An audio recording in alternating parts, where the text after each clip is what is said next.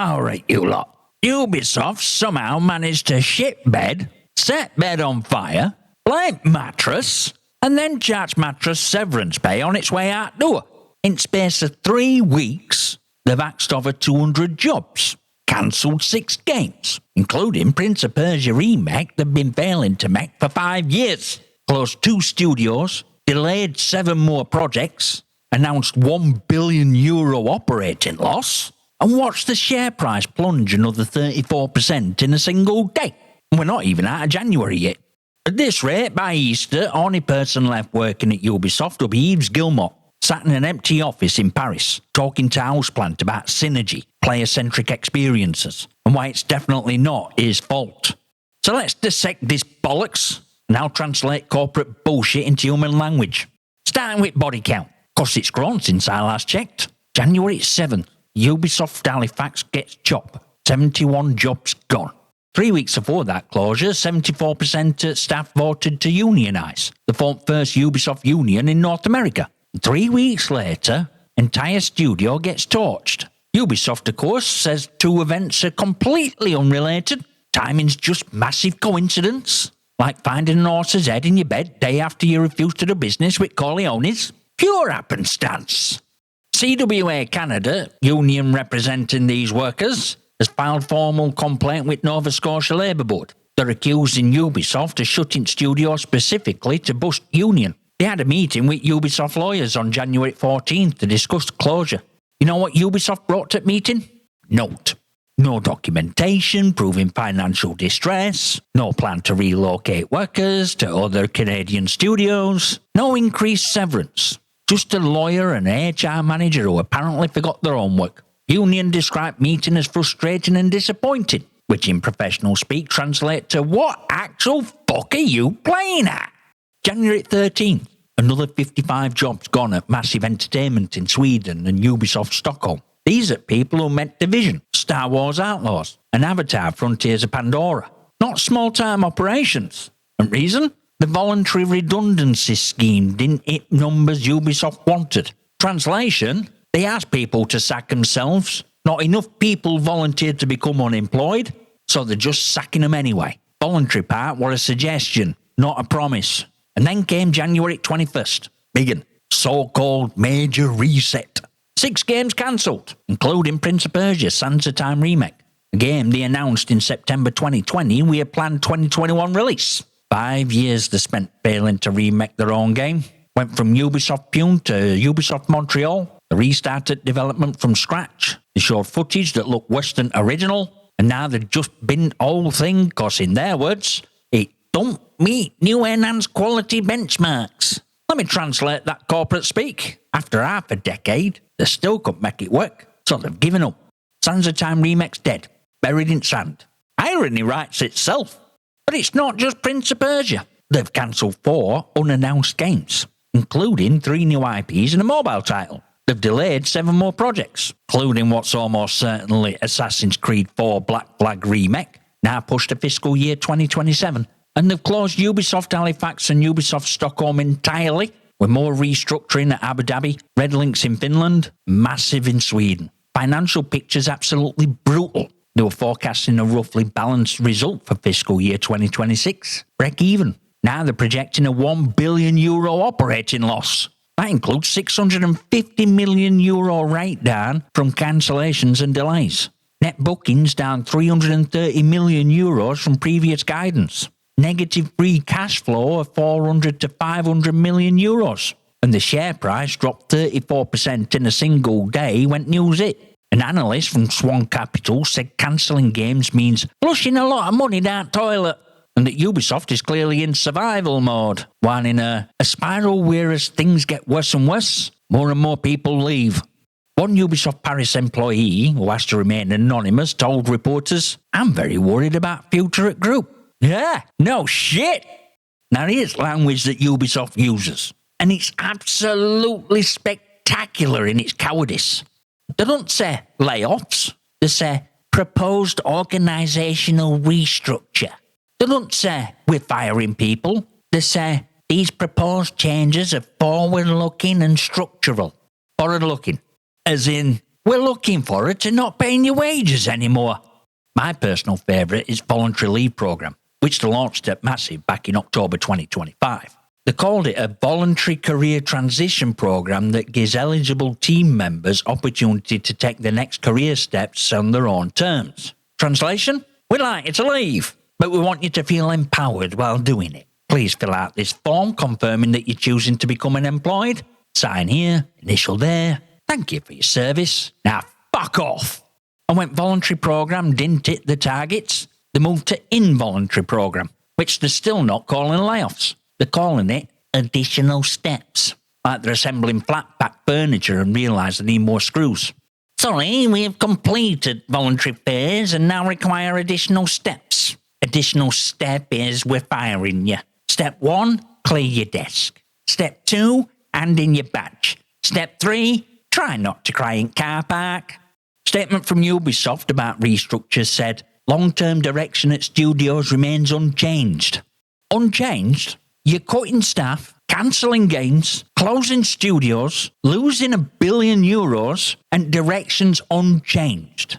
That's not reassuring. That's terrifying. That means direction we're always headed towards fewer people doing more work but same money while executives pat themselves on back for efficiency savings. And speaking of executives, let's talk about grand restructuring plan. Creative houses. Ubisoft is splitting into 5 autonomous divisions, each supposedly responsible for its own budget, branding, and profit and loss. They're calling this a radical move and acting like they've invented a new way of making games. Creative House 1 is Vantage Studios, Tencent-backed entity that controls Assassin's Creed, Far Cry and Rainbow Six. Crown Jewels, now partially owned by a Chinese mega corporation. Creative House 2 is Shooters, Division, Ghost Recon, Splinter Cell. Creative House 3 is Live Service, For Honor, Crew, Riders Republic, Brawlhalla, Skull and Bones. Creative House 4 is Immersive Fantasy World and Narrative-Driven Titles. That includes Anno, Might and Magic, Rayman, Prince of Persia, Beyond Good and Evil. Creative House 5 is Casual and Friendly Games. And who's running these houses? Well, management teams with high-profile talent from industry, apparently. Pay will be tied to metrics like player engagement and value creation. Value creation is what they call it when they fire thousands of people and cancel beloved franchises. Oh, and Beyond Good and Evil 2 is still in development. That game was announced in 2008, 18 years ago. At this point, it's less a game and more a tax write-off with a dream. But let's get to real scandal here. Tax credits. According to French Senate documents that CWA Canada dug up, Ubisoft received approximately €605 million in tax credits from Canadian federal and provincial governments between 2020 and 2024. That's nearly $1 billion Canadian dollars in 5 years. $1 billion! In Nova Scotia alone, they took about $12.8 million in provincial tax credits between 2017 and 2025. And what did Nova Scotia get for that $12.8 million? They got a studio that operated for about a decade and then got shut down 3 weeks after workers had audacity to form a union. Provincial government says they're deeply concerned about closure, but tax credits can't be clawed back because they were claimed after qualifying jobs and investments were made. So Ubisoft took money, got tax breaks, and then torched studio anyway. Heads they win, tails taxpayer losers. CWA Canada President Carmel Smythe said, Ubisoft took $12 million in taxpayer money from government to Nova Scotia to nurture a generation of talent and to build a tech industry. Now it's walking away without so much as an apology. That system working exactly as designed. Socialise costs, privatise profits, and when things go wrong, workers and taxpayers out bag. Meanwhile, CEO Yves Guillemot took home approximately €1.8 million in fiscal year ending March 2024. His base salary got a 2.5% increase, a pay rise. While company lost half its value and shed thousands of workers, man at top got a raise. And now his son, Charlie Guillemot, is co-CEO of Vantage Studios, running Assassin's Creed, Far Cry, and Rainbow Six. Charlie's track record? He was studio manager and creative director on Tom Clancy's Elite Squad, a mobile game that had to issue an apology for insensitive and harmful imagery. and got shut down less than a year after launch. After that, he left Ubisoft to co-found a Web3 NFT company called Unagi. And now he's back, running the company's biggest franchises. Nepotism's alive and well in Paris. Guillemot family's been fighting tooth and nail to keep control of Ubisoft for over a decade. When Vivendi tried to take over 10 years ago, they fought it off. When private equity came sniffing in 2022, they brought Tencent in as a shield. And now with company worth less than a tenth of what it was 5 years ago, hemorrhaging €1 billion a year, they're still clinging on. Founding family wants to retain control. Tencent apparently wants more say in board matters, and workers get voluntary career transition, additional steps, and thank you for your service. So here's my message to Ubisoft, specifically to Guillemot family. Just sell it. Sell the whole thing. You're done. You've been done for years. You're clinging to a company that has lost 92% of its value, bleeding staff every quarter, losing €1 billion this year alone, and producing games that range from disappointing to outright failures. Skull and Bones was supposed to be your big Quad A game. Remember that? Quad A. It were a disaster. Star Wars Outlaws underperformed. X-Defiant lasted less than a year before you put plug and shut down 2 studios. Avatar Frontiers of Pandora came and went without anyone noticing. Prince of Persia Lost Crown got critical acclaim and you disbanded team anyway. Prince of Persia Sands of Time remake spent 5 years in development hell and you just cancelled it. Only reason you're still here is cause Tencent pumped cash into Vantage Studios and Assassin's Creed Shadows apparently didn't completely tank. But that's just life support. You're not running a games company anymore. You're running an holding pattern while family tries to figure out how to maintain control of an empire that's crumbling around them. Soon there'll be no staff left. Every quarter brings more restructuring, more additional steps, more voluntary career transitions. People who actually make games, developers, artists, testers, support staff, they're being fed into meat grinder while executives talk about player-centric approaches and long-term direction.